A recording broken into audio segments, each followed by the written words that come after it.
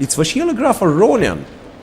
The same guys who were playing in Tbilisi in the semi-final of the World Cup.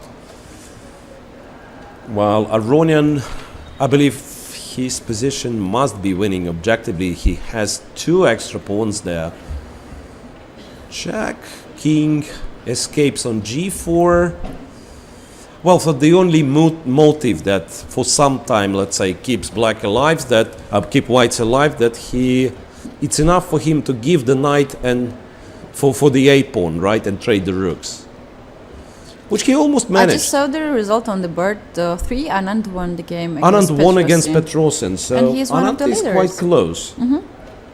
Anand is quite close. We might see, or it was already. I'm kind of forgetting what happened. Anand, Carson, did they play? They played today, check. right? Yes. I think we had this. Yes, draw. Yeah, it was the only draw Magnus made against Vishy Anand. All right.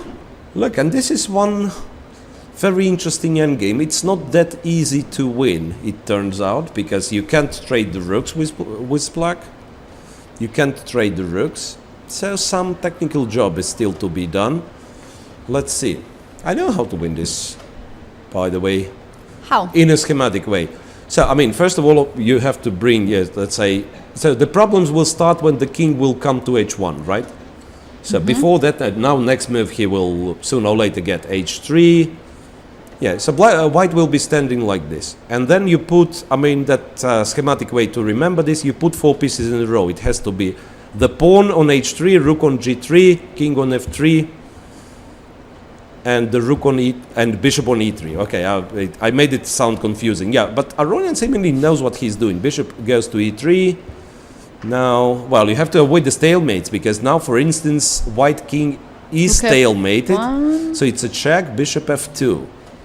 Okay, if the rook goes away, he protects the 3rd rank.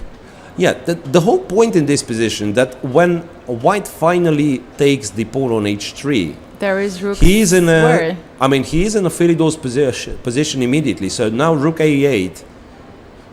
And then, yeah, rook comes from the other side. Ah, well, so now it's a question if Aronian remembers the Philidor's position.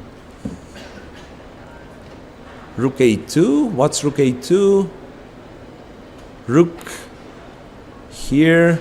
Ah, well, and now it's no longer winning. It's a famous, you know, 2nd rank defense. So, well, it's not for nothing we were studying rook and bishop endgame.